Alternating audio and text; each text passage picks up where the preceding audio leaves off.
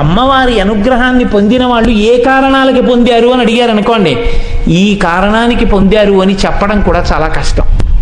ఎందుకో తెలుసా అండి, కాళిదాస మహాకవి ఏ కారణం చేత పొందాడు అని నన్ను అడిగారు అనుకోండి, విశ్వాసంతో పొందాడు అనాలంతే. ఎందుకు పొందాడు? గొర్రెలు కాసుకునేటటువంటి వాడు ఒక మహారాజు యొక్క కుమార్తెకి పతి అయ్యాడు. అయిన తరువాత మొట్టమొదటి రోజు రాత్రి ఆయన యొక్క నిజస్వరూపం తెలిసిపోయింది, అక్షరం ముక్క రానివాడని. చీకటి పడిపోయింది. ఆ రాజకుమార్తె అంది, ఇంతటి నిరక్షర కుచ్చివి, మా తండ్రి బాధపడతాడు నువ్వు అల్లుడు అని తెలిస్తే, నా మీద పగపట్టిన గురువు నిన్ను నాకు భర్తని చేశాడు, బెంగ పెట్టుకోకు. ఈ ఉజ్జయిని నగరంలో రాత్రంతా నగర సంచారం చేసి తెల్లవారే వేళ కాళికాదేవి గుళ్ళోకి వస్తుంది. నువ్వు వెళ్ళి గుళ్ళో కూర్చుని తలుపులేసి కూర్చో. ఆయనకున్నది మొండితనం. ఆ మొండితనాన్నే ఆస్తిగా ఆధారంగా చేసుకుని ఈశ్వరానుగ్రహం పొందగలిగినటువంటి శక్తిని ప్రచోదనం చేసింది ఆవిడ. కాబట్టి నీవు వెళ్ళి కాళికాదేవి ఆలయంలో తలుపులు వేసి కూర్చో. తెల్లవారుతుండగా అమ్మవారు వచ్చేస్తుంది, లోపలికి వెళ్ళిపోవాలి. ఇప్పటికీ వారణాసిలో వారాహి ఎలా తిరుగుతుందో అలా తిరుగుతుంది కాళికాదేవి. లోపలికి వెళ్ళడానికి ఆవిడ తలుపులు తెరుస్తుంది. నువ్వు బిడాయించి కూర్చో. ఎవడు రా లోపల తలుపులు తీ అంటుంది.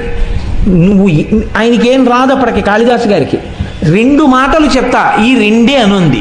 ఏమిటన్నారు? కాళీ విద్య, కాళీ విద్య, ఈ 2 మాటలే అను. ఆయన అన్నాడు విద్య అనలేకపోయాడు కాళిదాసు గారు. కాళీ విద్య, కాళీ విద్య అన్నాడు. పోనీ అదే అను. ఈ మొండితనం అమ్మవారి దగ్గర చూపించు. వెళ్ళిపోయి కాళికాదేవి గుళ్ళో కూర్చున్నాడు. వచ్చేసింది తల్లి తెల్లవారుతుండగా. తలుపు చప్పుడు చేసింది, తీయలేదు. తోసింది, తీయలేదు. ఎవడరా లోపల ఆ తలుపు తీయండి. అమ్మవారే తలుచుకుంటే తలుపులు తీయలేనంత బలహీనురాలండి కాళికాదేవి కాదు. వచ్చిన ఆవిడ తనని అనుగ్రహించగలదు. గొర్రెలు కాసుకునేవాడిని నాకు ఆవిడ ఎలా ఇస్తుందండి కవిత్వం అని అడగకుండా కూర్చున్నాడు వీడి విశ్వాసం. చూద్దాం ఏం చేస్తాడో. ఒరే తలుపు తీస్తావా తీవా? ఏమీ లేదు మాట. ఖాళీ విద్య.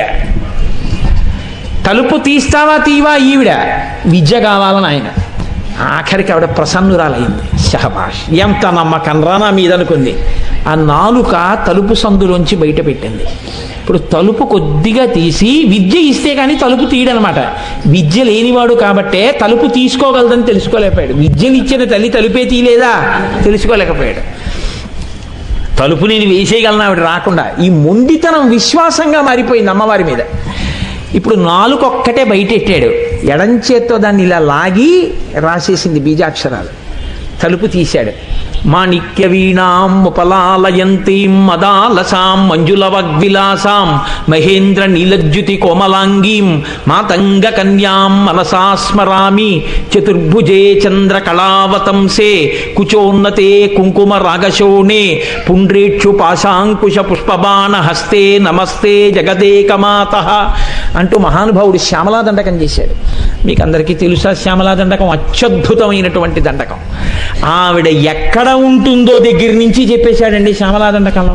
జై జననీ సుధా సముద్రంత హృజ్జన్మణి ద్వీప సంరూఢ బిల్వాటవీ మధ్యకల్పద్రుమాకల్ప కాదంబ కాంతార వాసప్రియే కృత్తి వాసప్రియే సర్వలోకప్రియే సాదరారబ్ధ సంగీత సంభావనా సంభ్రమాలోక నీపస్రగాబద్ధ చూలీచనాధత్రికే సానుమత్పుత్రికే శేఖరీభూత సీతాంశురేఖామయూఖావళీ నగ్ధ స్నిగ్ధ నీలాలక శ్రేణి శృంగారితే లోక సంభావితే కామలీలాధనుస్సన్ని భభ్రుల్లతా పుష్ప సందోహ సందేహ కృణాసికాముక్తికే చారు గోరోచనా పంక కేళీ లలామాభిరామే సురామే రమే ప్రోల్ల సద్వాలికాముక్తిక శ్రేణికా కుండల నీలికా కుండలో మండితోద్భాసి గండస్థలం న్యస్త కస్తూరికా పత్ర రేఖా సముద్భూత సౌరభ్య సాంద్రీభవన్మంద్ర తాంత్రీశ్వరే భాస్వరే వల్లకీ వాదన ప్రక్రియాలోల తాళీ దశాబద్ధ తాటంక భూషా విశేషాన్వితే సిద్ధ సన్మాన్వితే అని పెద్ద దండకం జరిపి సర్వమంత్రాత్మికే సర్వయంత్రాత్మికే సర్వచక్రాత్మికే పాహిమాం పాహిమాం పాహిమాం దేవి తుభ్యం నమో దేవి తుభ్యం నమో దేవి తుభ్యం నమః అని పాదాల మీద పడిపోయాడు. అంతే సర్వ విద్యలు కరతలామలకమైపోయాయి మహానుభావుడికి. ఇప్పుడు అమ్మవారి అనుగ్రహం అంటే ఏమిటో చూపించాడు. ఆయన దంతపంక్తిలో ఒకడైపోయాడంతే అమ్మవారి అనుగ్రహంతో. ఇప్పుడు చెప్పండి, కాళిదాసు గారు అమ్మవారి అంతటి మహాజ్ఞాని కావడానికి ఏమి అర్హత కలిగిన వాడు అని మీరు నన్ను అడిగారు అనుకోండి, నేను ఏం చెప్పవలసి ఉంటుంది మీకు? విశ్వాసమే. భక్తితో కూడిన కర్మాచరణము ఆ స్థాయికి వెళ్ళిపోయిందంతే. ఆ రోజులలో ఆశ్చర్యం అండి, ఆయన పేరే కాళిదాసు అయిపోయిందంతే. ఇంకో పేరు లేదు ఆయనకి, ఆయన పేరే కాళిదాసు. మహానుభావుడు ఉజ్జయిని రాజ్యంలోకి వెళ్ళి ధారానగరానికి వెళ్ళారు, భోజరాజు గారు పరిపాలిస్తున్న తోటికి. భోజరాజు గారి ఆస్థానంలో ఏకసంతాగ్రాహి, ద్విసంతాగ్రాహి, త్రిసంతాగ్రాహి అని ముగ్గురు ఉండేవారు.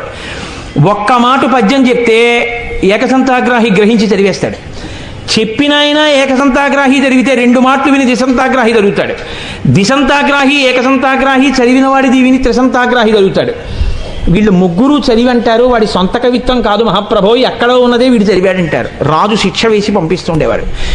ఏ కవిని భోజరాజు దగ్గరికి రానిచ్చేవారు కాదు. కాళిదాసు గారు అమ్మవారి అనుగ్రహంతో కనిపెట్టారు, వీళ్ళు భోజరాజు దగ్గరికి కవుల్ని చేరనివ్వట్లేదు అని. ఏమీ తెలియని వారిలా వెళ్ళారు వీళ్ళ దగ్గరికి. వెళ్ళి, అయ్యా నేను పేద బ్రాహ్మణుండండి, ఏమి ఐశ్వర్యం లేదు, భోజరాజు గారి దర్శనం చేస్తే ఓ శ్లోకం చెప్తాను, దానివల్ల నాకేమన్నా 4 రూకలు ఇస్తాడు అనుకుంటున్నాను, తప్పకుండా చేయిస్తాం, కానీ నీకేమొచ్చో శ్లోకం చెప్పు అన్నారు. ఆయన అన్నాడు, అస్థివద్ బకవచ్చైవ చల్లవత్ తెల్ల కుక్కవత్ రాజతే భోజతే కీర్తి పునఃసన్యాసిదంతవత్ అన్నాడు. భోజరాజు గారి కీర్తి ఎలా ప్రకాశిస్తోందో తెలుసా? అస్థి అంటే ఎముక, ఎముక ఎంత తెల్లగా ఉంటుందో భోజరాజు గారి కీర్తి అంత తెల్లగా ఉంది. బకవచ్చైవ అంటే కొంగ ఎంత తెల్లగా ఉంటుందో భోజరాజు గారి కీర్తి అంత తెల్లగా ఉంది. చల్ల అంటే మజ్జి ఎంత తెల్లగా ఉంటుందో అంత తెల్లగా ఉంది. తెల్ల కుక్కవత్, తెల్ల కుక్క ఎలా ఉంటుందో అంత తెల్లగా ఉంది. రాజతే భోజతే కీర్తి పునఃసన్యాసి దంతవత్, సన్యాసి దంతాలు ఎంత తెల్లగా ఉంటాయో అంత తెల్లగా ఆయన కీర్తి ఉంది. దానికి వివరణ మాత్రం నన్ను అడక్కండి, లేనిపోను గొడవ. కాబట్టి పునఃసన్యాసి దంతవత్, సన్యాసి దంతాలంత తెల్లగా ఆయన కీర్తి ప్రకాశిస్తోంది అన్నారు. ఇప్పుడు ఈ శ్లోకం విని వీళ్ళు అనుకున్నారు, ఇంత చేతకాని కవులున్నారు లోకంలో అనుకుంటాడు రాజు, వీడిని తీసుకెడదాం అనుకున్నారు. ఈయన ఆ కవులు మాట్లాడుతున్నప్పుడు కనిపెట్టారు, ఏకసంతాగ్రాహికి కొద్దిగా నత్తి ఉంది, టకారం డకారం మకారం నకారం పలకదు, బాగుందనుకున్నారు. మర్నాడు రావయ్యా తీసుకెడతాం భోజరాజు గారి దగ్గరికి అన్నారు. తీసుకెళ్లారు భోజరాజు గారి దగ్గరికి, తీసుకెళ్లి కూర్చోపెట్టారు. ఈయన ఒక కవిటండి, మీకు ఏదో శ్లోకం చెప్తాట అన్నారు. ఏది చెప్పమన్నారు భోజరాజు గారు? ఏకసంతాగ్రాహి తిరిగి చెప్పే అవకాశం లేని పద్యం చెప్పాలి. అటువంటి శ్లోకం చెప్తే నత్యున్నవాడు మళ్ళీ పలకలేడు. కాబట్టి ఇప్పుడు కాళిదాసు గారు అన్నారు, షజ్జామజ్జకరాజ్య వీజ్య వసుధాజ్జాలాంశ్చమజ్జాకిరే జిట్యేట్కిక్కి ధరే ధరే ఖణఖణ ఖజ్జూర విడ్రభ్రమా లుఢ్రం లుఢ్భ్రమ లుఢ్భ్ర లుఢ్భ్ర యుధపాడ్గడ్గడ్గడ్షడ్గస్తథా పాదౌటేటి పటేటిటేటిటు రసత్ప్రఖ్యాతి సత్యాదయ అన్నారు. అందులో ప్రారంభమే జకారం. షజ్జామజ్జకరాజ్య వీజ్య వసుధాజ్జాలాంశ్చమజ్జాకిరేట్కిక్కేట్కిక్కి ధరే ఖణఖణ షాజ్జూల లుఢ్రం భ్రమ. ఈ మాట అనేటప్పటికీ వాడు అదిరిపోయాడు ఏకసంతాగ్రహం. ఇది ఏమిటో, ఈ జకారాలు ఏమిటి, ఈ అల్లరేమిటి, ఈ శ్లోకం ఏమిటి, పాదౌటేటి పట్టేటి టకారం ఏది పలకదు, అలా ఉండిపోయాడు. ఇది నిన్న చెప్పిన శ్లోకం ఏం వాళ్ళు చెప్పట్లేదు ఏమిటి.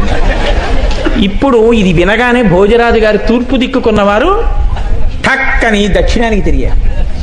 ఇలాంటివి ఇంకొక 3 శ్లోకాలు చెప్పారు. 3 దిక్కులు తిరిగి 4 దిక్కుల రాజ్యం నీకు ధారపోసేస్తున్నానన్నారు. ఇప్పుడు ఆయన తన ప్రజ్ఞ చెప్పాడు. మహారాజశ్రీమన్ జగతి యశసాతే ధవళితే పయఃపారావారం పరమ పురుషోయం మృగజతే కపర్దీ కైలాసం కరివరమ భౌమం కులిశభృత్ కళానాథం రాహు కమల భవనో హంసమధునా అన్నారు. మహారాజా, మీ కీర్తి ఎంత తెల్లగా ప్రకాశిస్తోందో తెలుసా? మీ కీర్తి విపరీతమైన తెల్లతనంతో ప్రకాశించేయడం వల్ల బ్రహ్మగారికి తన హంసవాహనం కనపడడం మానేసింది, వెతుక్కుంటున్నాడు, తెలుపులో కలిసిపోయింది. శ్రీ మహావిష్ణువు పడుకుందామంటే పాలసముద్రం కనబట్టలేదు, వెతుక్కుంటున్నాడు. పరమశివుడు తన ఇంటికి తాను ఎడదామంటే కైలాస పర్వతం కనపట్టలేదు, వెతుక్కుంటున్నాడు. గ్రహణం రోజున రాహువు చంద్రుడిని పట్టుకుందామంటే కనపట్టలేదు, ఈ తెలుపులో కలిసిపోయింది, వెతుక్కుంటున్నాడు. నీ తెలుపు వాళ్ళ త్రిలోకాధిపతుల యొక్క స్థావరాలు కనబడకుండా చేసేసింది. అంత తెల్లతనంతో ప్రకాశిస్తోంది నీ కీర్తి అన్నారు. అనేటప్పటికీ పరమ సంతోషపడిపోయి అప్పుడు కాళిదాసు గారు వీళ్ళ ముగ్గురి యొక్క ఆగడములను బయటపెట్టారు. అప్పుడు వీళ్ళ ముగ్గురిని సంస్థానంలోంచి బయటికి పంపించి కాళిదాసు గారిని తీసుకొచ్చి ఆస్థాన కవిగా వేశాక ఎందరో కవులకి భోజరాజు దర్శనం చేయించారు మహానుభావుడు. అమ్మవారి అనుగ్రహంతో అవతల వారి మనస్సులో ఉన్నటువంటి విషయాలను గ్రహించి చెప్పగలిగిన శక్తి ఉండేది కాళిదాసు గారికి. ఆయన వినక్కర్లేదు, అది ఆయన శక్తి అంటే. మీకు నేను ఒక విషయాన్ని మనవి చేస్తాను. ఆ సంతోషానికి కాళిదాస్ ఒకడు ప్రకాశిస్తున్నాడంటే ఏడిచేవాళ్ళు చాలామంది ఉంటారు లోకంలో. కాబట్టి అయ్యో వాడేం చేస్తున్నాడు, పోనీ మనం చేద్దామని ఉండదు, వాడిని ఎలా పాడు చేద్దామని చూసేవాళ్ళు ఎక్కువ. కాబట్టి కాళిదాసు గారికి భోజరాజు గారి దగ్గర ప్రాపకం ఎక్కువైపోతోంది, భోజరాజు గారి దగ్గర కాళిదాసు గారిని ఎలా పాడు చేయాలి. నేను ఆయన దగ్గరికి వెళ్ళి అన్నారు, మీకు తెలియని విషయం కాదు, ఆయన సానివాడలకు తిరుగుతూ ఉంటాడు. ఇప్పుడు కొత్తగా చేపలు కూడా తింటున్నాడు మహాప్రభు. అంటే ఈ మాట చెప్పగానే ఒకటి భోజరాజుకి తెలుసు, కాబట్టి చేపలు కూడా తింటున్నాడు బ్రాహ్మణుడయ్యుండి అంటే శిక్ష వేస్తాడనుకుని చెప్పారు. భోజరాజు నవ్వి అన్నారు, ఈ మాట చేపలు కొనుక్కెడుతుండగా కాళిదాసును పట్టుకుని తీసుకురండి, శిక్ష వేస్తానన్నారు. అక్కడ లేరు కాళిదాసు గారు, కానీ ఆయన అన్నీ తెలుసుకోగలడు కాళికాదేవి అనుగ్రహంతో. తన మీద మిగిలిన కవులు చాడీలు చెప్పిన విషయం తెలుసుకుని మర్నాడు ఉదయమే అలా వెళ్ళి శాకాహారం అమ్మే కొట్టులోకి వెళ్లకుండా మాంసాహారం అమ్మే కొట్టు దగ్గరికి వెళ్ళి పెద్ద పెద్ద చేపలు 4 కొనుక్కుని నీళ్లు కారుతున్న చేపల్ని చంకలో పెట్టుకుని వెళ్ళిపోతున్నారు రోడ్డు మీద. ఆ చేపలు తోకలు ఇలా ఆడిస్తున్నాయి, నీళ్లు కారుతున్నాయి. ఆయన్ని పట్టుకుని ఈ మిగిలిన కవులు భోజరాజు గారి యొక్క సమక్షానికి తీసుకెళ్లారు. మహాప్రభు తప్పు చేస్తుండగా పట్టరమన్నారు, చేపలు పట్టుకెడుతుండగా తీసుకొచ్చాం, అదిగో చంకలో చేపలు అన్నారు.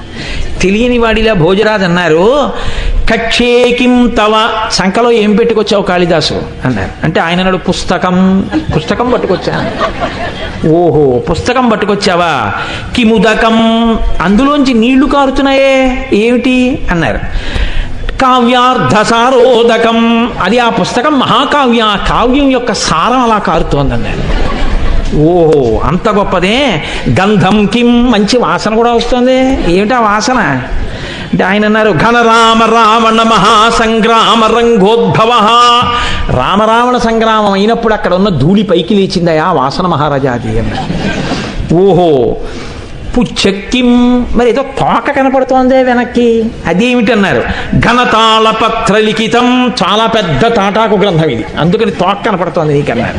ఓహో, కిం పుస్తకం హే కవే, ఏం పుస్తకమో అది అంటే రాజన్ భూసుర దైవతైశ్చ పఠితం రామాయణం పుస్తకం, రాజులు బ్రాహ్మణులు అందరూ చదివేటటువంటి పుస్తకం లోకంలో ఏదో ఆ రామాయణం నా చంకలో ఉందన్నారు. అలాగా ఇలా ఇయ్యి అన్నారు భోజరాజు గారు. ఇలా తీసి అక్కడ పెట్టాడు, అది రామాయణ గ్రంథంగా మారిపోయింది.